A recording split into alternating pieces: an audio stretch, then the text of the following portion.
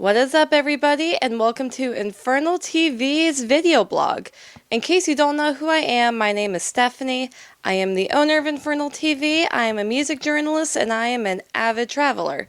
So, this whole blog will be about why I travel for shows, whether it's festivals or whether there's like a one-off show and another country or somewhere else, or like an industry type of event that I travel for. Many metal fans, they travel for shows, they travel for festivals and all these other occasions, and I feel like there are a lot of metal fans who don't really leave their hometown very much, and they are missing out on all these amazing opportunities.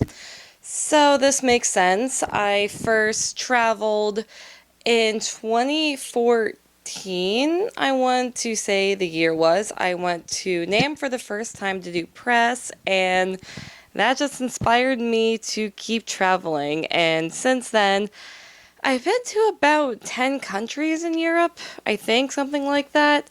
I've been to a handful of states. I've lost count. And I've been to Canada.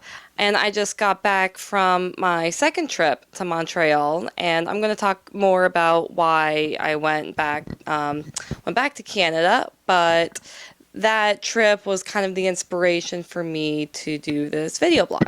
So I travel for both pleasure and work to cover different industry events and do press for different festivals, but I also just go for fun. Lately, I've been traveling a lot more for fun because I focus more on seeing bands that I've never seen or I don't really get to see much, and I'm going to talk a little bit more about that later in the video. But I do plan, or I do hope to travel more to do press for bands and stuff because I love doing press for festivals.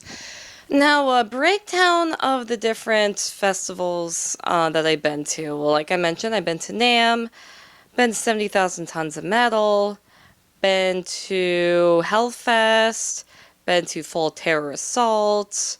I've been to the Golden God Awards, that's the Metal Hammers event over in London. I've been to Rockfest Barcelona. I went to a really cool festival in Greece, and I cannot remember what it was called because going there was like a last minute decision. And I recently went to Quebec Death Fest, which is the first reason why I went to Montreal. And I've also been to a couple of one-off shows in my travels. I actually saw Savage Messiah in Berlin. I actually saw them at a sex club, which was kind of interesting. If you've never seen a heavy metal show at a sex club in Germany, then I suggest you put that on your bucket list because that was a super awesome experience. And I also just saw Kalma in Montreal, and that is the second reason why I went to Montreal. And I also saw a super amazing guy while I was in Montreal, but we're talking about traveling right now, not my love interests. So you might be wondering why in the world I've traveled to all these different places for shows, for festivals, etc., etc. There are, so other than the wanderlust aspect and the fact that I am just a nutcase, and if I'm home for more than a month, I go crazy. But other than that aspect, I was thinking about this because I know a lot of my friends who, they don't really travel a whole lot, or they wait for bands to come to their hometown, and then when they don't go to their hometown, then that's when they get off of social media. Why aren't you coming to this town or to this country or blah blah blah whatever? And it's just go out there and see them. If you want to see a band, if you want to see a show, then just go out and see them. Which brings me to my first point. It's easier to travel to see the bands than for them to travel to see you. And one thing I've learned working in the music industry is how much actually goes into touring. Because there are so many overhead costs that bands have. I mean, it'd probably be more reliable to talk to a musician, a tour manager, etc., and get like a full breakdown of the touring expenses, and I know there are definitely resources online if you're interested in learning more about this topic. But overall, it's expensive, it's tedious, and bands also aren't the one booking. They have booking agents that book all the routing, and they're routing what makes sense. If your state, your city is too out of the way, or there aren't enough venues, maybe there's shady promoters, no reliable promoters, there's so many different factors involved, or maybe the band played there previously and they had some pretty dumpy crowds. The band's not going to tour there. And like I mentioned, that's not the band's choice, that's their booking agents, their management's choice. Factors get even more complex when it's an international band touring in a different country. You hear about it all the time that bands get stopped at the border or their visas get rejected and then they can't tour, and then they spent all that money, trying to apply for the visas and buying the plane tickets, trying to find ways for to get their gear and their instruments and everything overseas, and all that money goes to waste. And it's not like metal bands are rich. They can't really risk all this money. How I look at it is, if they're willing to come to you, you should be willing to go to them. It's easier if the bands have a tour secured, a festival secured, and you just travel to them rather than sitting around and complaining, oh, this band they never come to my hometown, and you can't hate on them for that, because like I mentioned, it's not their choice. There's so many other factors involved, and it's easier and it's a hell of a lot cheaper for you to travel over to them. But there's another point why you may not be able to see some of your favorite bands, and that's because they don't tour. The reason they don't tour is because of all the points I've mentioned in the previous section, and then your favorite musicians are also humans. They probably have kids. They're probably married. They have a spouse or a significant other, whatever. They have family. And they don't want to be away from home for a significant amount of time. And frankly, I don't blame them, because if you're away from home forever, then you miss out on amazing memories with your significant other, with your kids, with your family, with your friends back home. I mean, that wears down on you. So that's why a lot of these bands, they don't tour a lot, but they may play like a one-off show.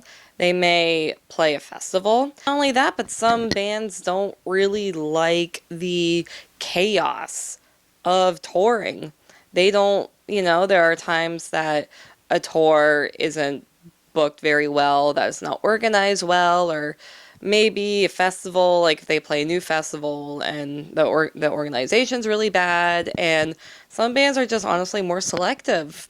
And once again, frankly, I don't blame them, because in this music industry where it's not like they're making a lot of money, they can't really afford to put down a lot of money and risk it if the show doesn't do well, or maybe they may not make their guarantee. Maybe the promoter is shady and will steal all the money, or maybe the merch sales will be crap. There's a lot on the line for bands these days. And finally, the third point, you get to explore all these cool places, and last but not least, meet amazing people. Oh my goodness, all the cool places that I've seen on my travels. I've been to freaking Iceland. I've been to, Hellfest is in this really small medieval town in France called Clisson. That was a really cool town. Where else? Like I mentioned before, I saw a heavy metal band at a sex club in Germany. How many people can say that? I don't know, but I can say that I experienced that.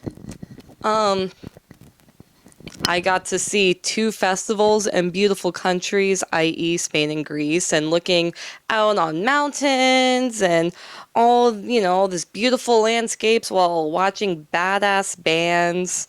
Got to drive through 3 or 4 states to get to Full Terror Assault. That was cool. If I didn't put myself out there and got out of my comfort zone, to see all these festivals or all these bands or whatever that I wanted to see, then I wouldn't have experienced any of this. I wouldn't have had all of these awesome memories. And not only that, but holy shit, the people you meet on your travel, I swear, metal fans are everywhere. And it's like we find each other, we gravitate toward each other. It's so cool. And I haven't really noticed this as much in the US as I have in Europe, but there are metal bars, metal pubs in every single major city. And that is the main place where I've met people. But I've also met people at festivals, at concerts, through other friends. You know, the list goes on. I've met so many people and I still keep in touch with them. Today I have all these people I met on my travels on Facebook. And these people are from all different countries, and it's just so cool to see, to meet metal fans from around the world, and to also experience what metal scenes are in other places. So you watch my whole spiel, and then you're probably saying, well, it's not exactly easy for me to travel either, because whatever priorities you have at home, you have kids, you have job, pets, you know, and maybe simply you just can't afford to travel. And honestly, that's completely understandable. Like me being American, as an example, I understand how a lot of companies in this country do not give PTO time, or at least enough PTO time.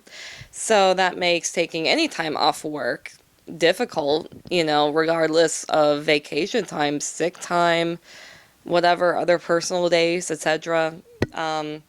Of course, if you have kids, it's like, who's going to watch them? You know, unless they're old enough or they're into metal and you take them with you to your travels, which, hell yeah, you know, that's cool, but that's not the case with every single child and every single parent or whatever. So, of course, figuring out what to do with your kids while you're gone, that's also a big, big issue. In the next part of this video, I will get into affording travel because I'm not rich. Um, and there are ways that I'm able to travel for cheaper. Some tips that I've learned down the road. First, with fur babies, with animals, I mean, it's a lot easier to, you know, get a dog or cat sitter, or, you know, have the neighbor watch the animal, or leave the pet with family friends or whatever, or worse comes to worse, boarding them. But it's still hard because, you know, your pets are your family and you feel bad leaving them. At least I feel bad leaving my cat because she misses me and I miss her, you know. But anyway, in my personal experience, I'm very fortunate. I work freelance. So even though I can't exactly take a lot of time off work because I have clients and they demand work from me and I have deadlines, what I can do is I can work while I travel. Like, for example, I took a 3-week trip to Europe and I worked a significant amount of time while I was there. So that not only helped keep up with my assignments, but I also made money while I was in Europe, so that helped a lot, because I'm not rich, you know. And, but I do have a flexible schedule, you know, if there's a festival, I don't have to worry about not being able to take time off work, or, you know, maybe having other priorities I need to prioritize PTO for, or whatever. So in that case, I'm very fortunate. I also don't have kids. So that leaves me a lot of time for myself and to make the decisions in life I want to, which is traveling. There are ways that I'm able to afford travel. And the number one thing I tell people is just one word, and it is an app. Skyscanner. Download it. Oh my god. So what Skyscanner is, you are able, so it's mainly used to find cheap flights. That's what I use Skyscanner for. But, you know, they also find flights for your destination, for the dates that you choose, and they separate them by different categories. Like, for example, if you don't like flights with a layover, they will find the flights, you know, they'll only find direct flights for you. And they have different categories, and they also have other accommodations. I think Skyscanner can also help you find hotel rooms and transportation options like rental cars, and it is a really cool app. I have not used it for anything else other than finding cheap flights, but it's very good for finding cheap flights. Like this last trip in Montreal that I went on, I found a flight for $275 round trip, and it wasn't with like a dumpy, budget airline. It was with Delta. And I've flown with Delta many times. I love Delta. I've never had an issue with them. Of course, if Skyscanner fails or you can't find anything in your price range, then I've always have, a budget airline kind of database. In the US, I personally like Allegiant. I will say they are not perfect, but any issues that I've had with them, they resolved, and their customer service is wonderful. I'll give that airline that. Their customer service is wonderful.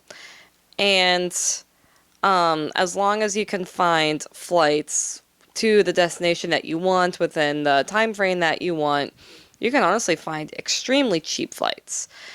In Europe, I have no problem with Ryanair. I know I hear a lot of people talking a lot of crap about Ryanair. I've flown with Ryanair many times. I've never had one issue with them. If you do want, like, for example, if you want to check in a bag rather than have a carry-on, then I think they charge like 25 euros for that. And honestly, really isn't that bad as long as you check your bag in advance.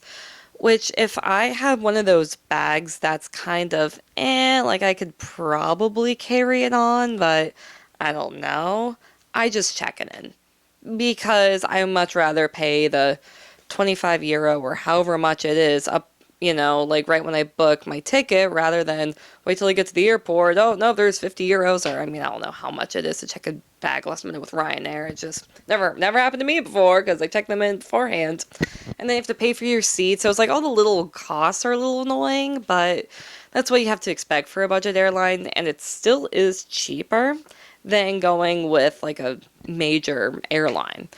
And I've never had issues with flight cancellations, flight delays. So I go with Ryanair. I know you can also find good flights with travel agencies.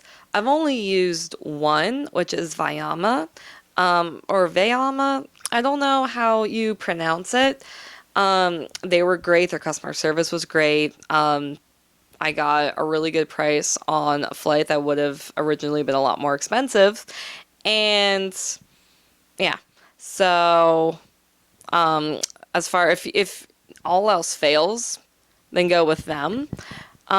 Especially, but I would only go with them if, like, for example, you're going for, like, you're trying to find an international flight and you're only finding flights out of your price range, which is pretty common to only be able to find, like, $1,000 plus international flights.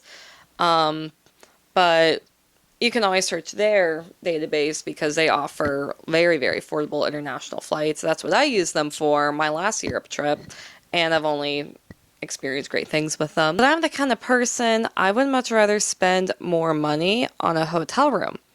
The reason why, because on a flight, even an international flight, you're probably on the plane for like 12 hours, no more than 15 hours, depending on where you're going.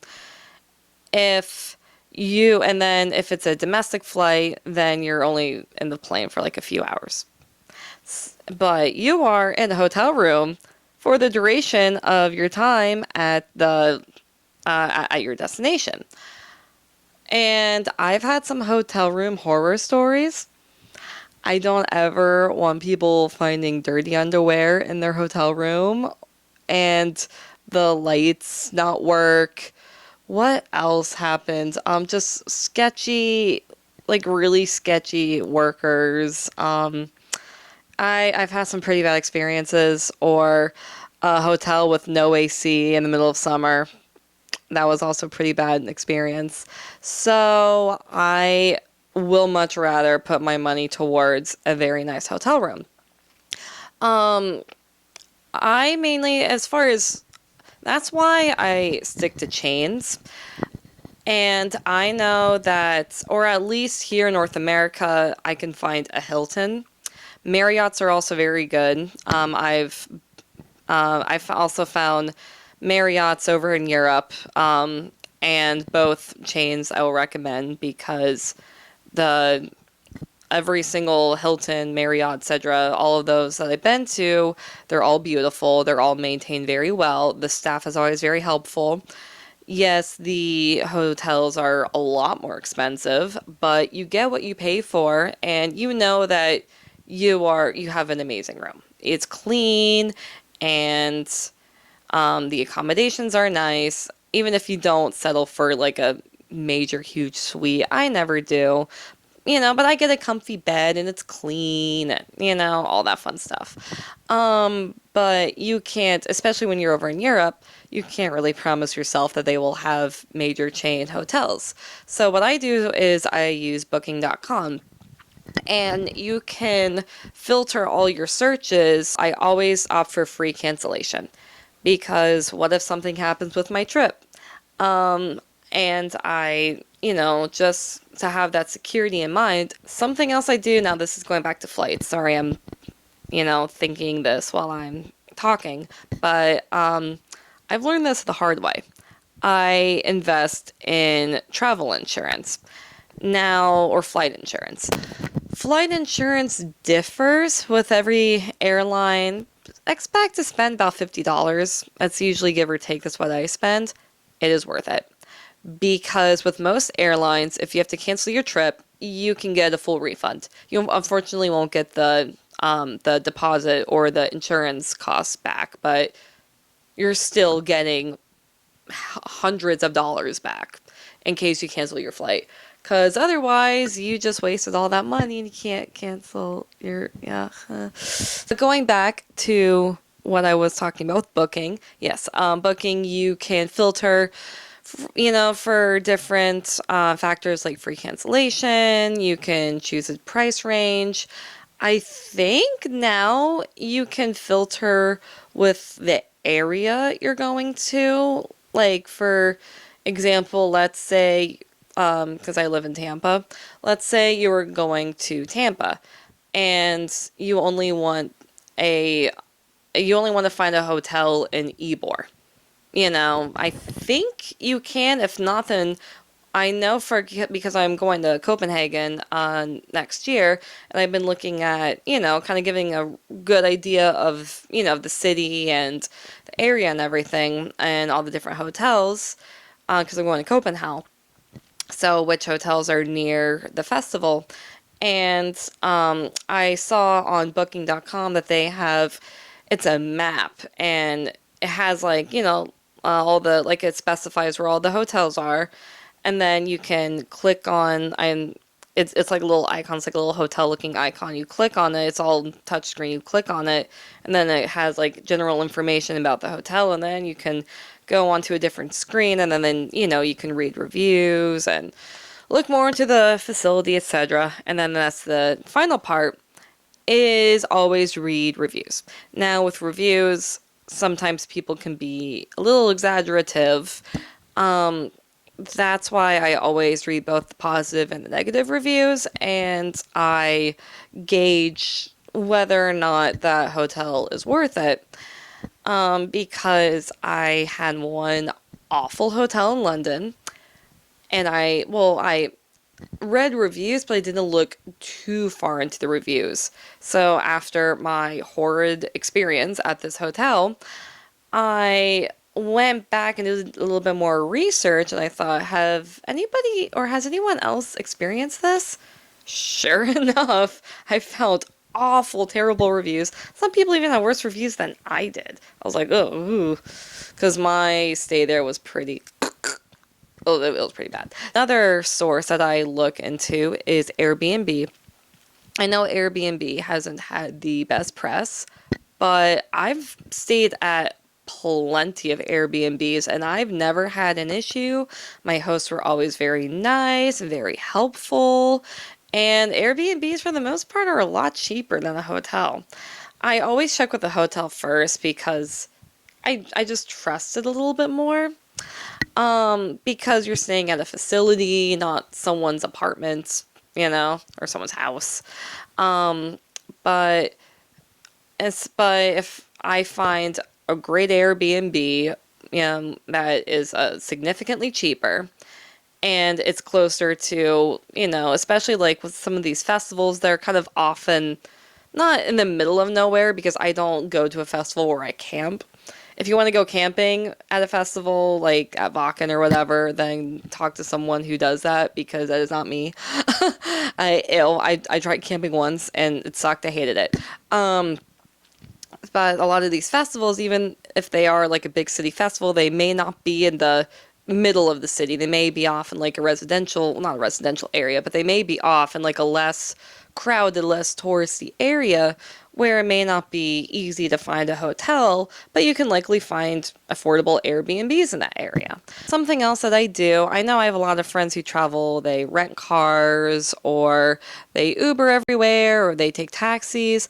I try my hardest to use public transportation, or I just walk everywhere.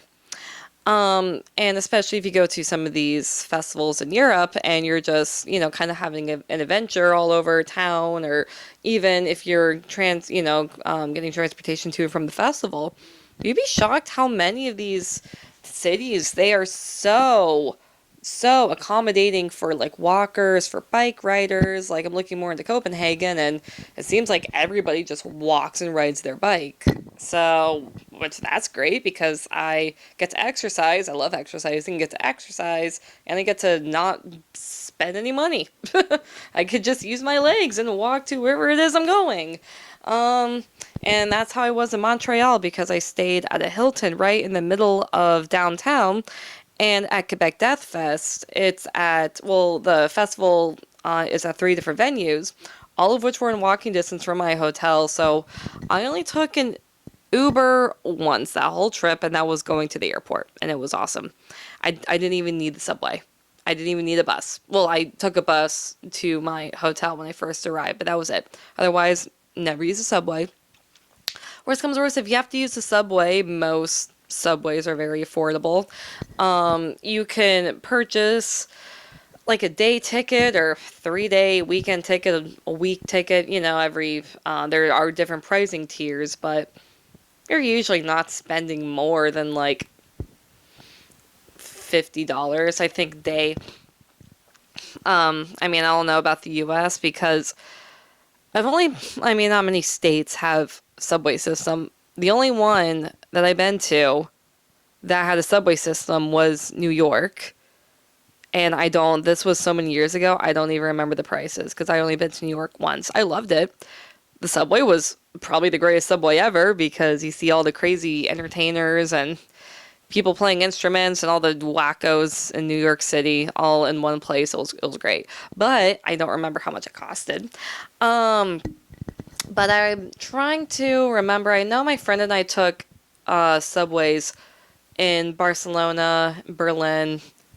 Well, pretty much Barcelona and Berlin, because in Rome and Greece, the cities are so small, you're able to walk everywhere. But in Barcelona and Berlin, I think, well, Berlin was a lot cheaper than Barcelona. I don't even, but I think for a day pass, it was less than like 10 euros. And if you wanted like a week pass, I think it was like between 20 and 30 euros, and those subway lines in Europe get you everywhere. Like, there is literally no reason to take an Uber unless you're coming back from the bar or the pub and it's too late. The subways are closed and you have to take an Uber or a taxi. Actually, that is something I should mention. Not every country in Europe has Uber. Canada has Uber. I was able to take Ubers in Montreal both times I was there. London and Paris and Amsterdam, I think, had Uber. I don't, and Spain, but their Ubers are a little bit different. My friend and I just ended up taking taxis because it was easier, and there's taxis everywhere. There's taxis everywhere in Germany, taxis everywhere in Greece. Rome, we didn't need a taxi ever because we just walked everywhere.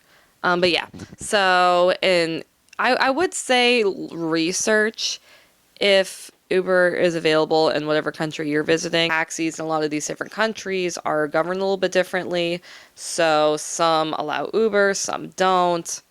So that's pretty much how I'm able to travel at such an affordable price. And that is also why all metal fans should travel, because you get to see all your favorite bands, you get to see all these cool places and go to these fun festivals and meet amazing people. And come on, sitting around your hometown kind of sucks. You know, we only live once. Why live it up listening to the same bands, the same albums in your own home when you could go experience a live show and see all the bands and, get, wasted at festivals and all that fun stuff. So, definitely subscribe to Infernal TV's channel. I plan on making more video blogs. I know I said a very long time ago I'd be making video blogs. I never did because life and traveling. But I do plan on making more video blogs. But Infernal TV regularly has interviews, reviews. We ideally have other special features, but I haven't been able to, video like band performances or playthroughs lately. So hopefully I can offer that cool stuff soon, but as of now, I don't know. But yeah, so subscribe to Infernal TV's YouTube channel. Check out infernaltv.com, like us on Facebook and facebook.com/infernaltv. Instagram, Infernal is at infernal_TV. Twitter is infernal__TV. There are 2 underscores in the Twitter one. And also follow me on social media if you want. My Instagram is at Stephanie Jensen Infernal. My Twitter is at Steph Infernal. That's STEPH. I post all my Infernal TV stuff, but I also post all my cool travel stuff and not so much my home life, because my home life is really boring. I just work in my pajamas at home all the time, and I go to shows in Tampa, but I never post pictures because I forget. Okay, so thank you for checking out this video blog, and stay metal, everyone.